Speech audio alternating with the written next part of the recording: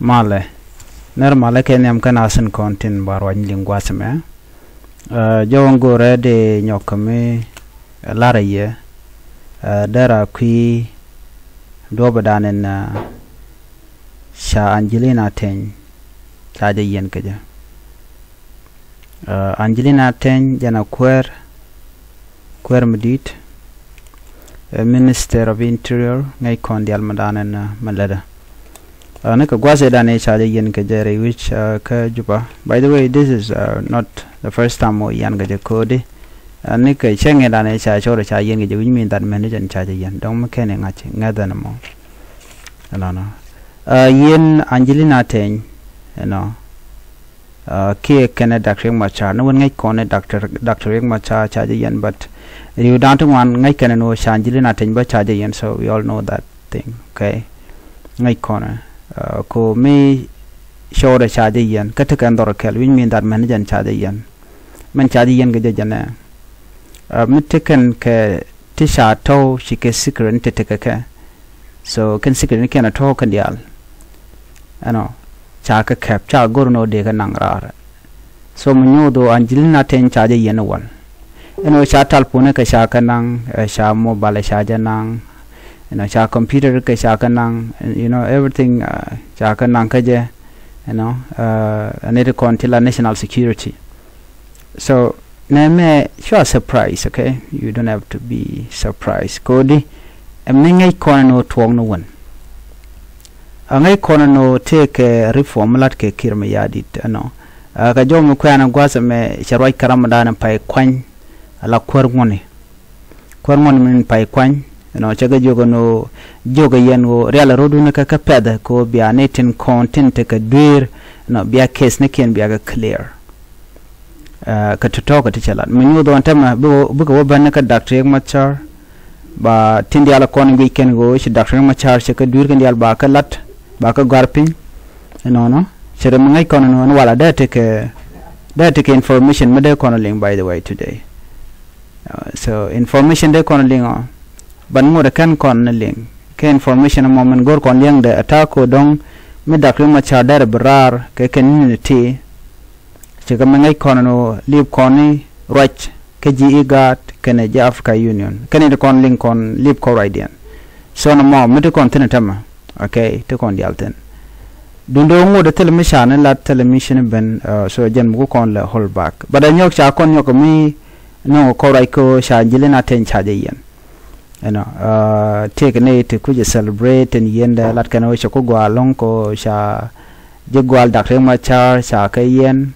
but one thing me lat clear me de yen ling janana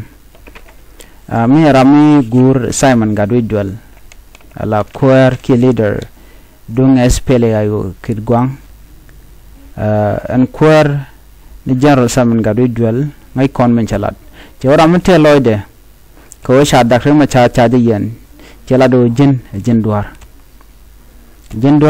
ko kujumandan le rode cewa ka siyasa ramkel modong tien ke ter kitien ke rol do no rol ko de naw nyam de shiral ko dong de yen wodu nak sejan badal ko de naw nyam de lo la du na jana kel mo ka ta de yen ngada bo men jira mo ci jin saf so mi dole Dr. Machar no cha de yen du je no cha de bulun no jani jin jira me tede jin duar jira mo jani mo sharami mo mitte mila siyasin chaje yen me jin borun baji yen borun chana jogo no baje delun ko kuiko be mal beben mo te chaje nim bianga jeno kume jenu tel mishal mal mediten so jo me chelat openly ke che kon diala ling dioja mo kon lat gwasa me loin Dr. Machar no balun yes balun mars ngai kon diale shabutere te jen hanugwa de jor ba de lun ko gor kamal kem yadit mi chamal che gor telwe yawot ashang naman che tidial che ka ga kan care na shede ke lu che gor no ba ka bidian ba jan nyon ba ka yar ko ka yo che me sha ngach anyok jen che lam di che jelat ko be kum Uganda be je no ngai wech ka juba ko na ja ko bi ka dwal barato che ken jagana ka dwal bokare nyalten ko na bokana ke but charo bulanga kim yadir mi chit kanamo ko he tried everything ti dial che ko no dara Dr. Riek Machar dara jetel but che ken mo ken je lon ko mila de jang so mi jak self ke mi yadit ko be Dr. Riek Machar be diluñ tele choice jan so ko kuje mo ngado jenu Dr. Riek Machar ba je diluñ amas no ba je diluñ dino londe be yikte ko ngwande be kan ko garpin cha ramisha yen cha ken cha te kariete ba kep ko jete ba garpin ba en min ba rit ko to ba kon kep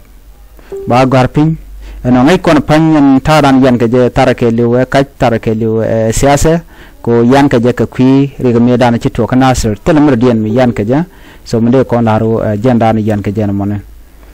mo kon ga shik da bo de yen the same thing ko kani dial kon te ka party mi kelmo anyok jen nchi Dr. Riek Machar shi Dr. Riek Machar la tok so charge de pel no charge de yen en ri mo to ka Dr. Riek Machar de to ka jaba charge gu jano me da na charge Riek Machar charge yen e charge na tenyo na bulan jide na tenya e charge pel ina mo e chamat kene kum kem yadi no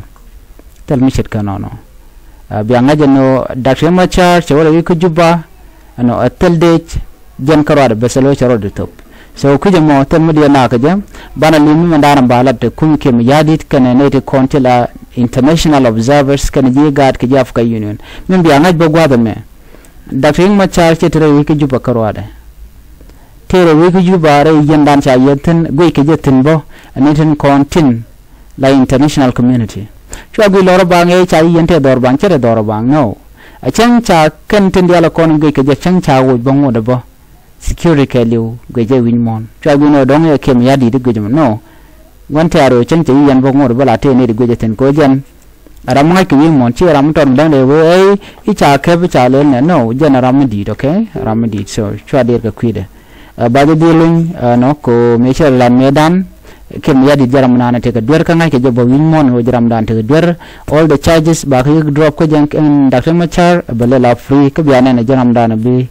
mal jaga to one ko mal to charge pel already 2010 peace agreement cha pel yo ngai kondial ne machine gor argument so ne me da jana de larie no shwa dier ko sha honorable anjirin aten charge yen ke cha Dr. Riek Machar charge yen ne den kon dong de bom long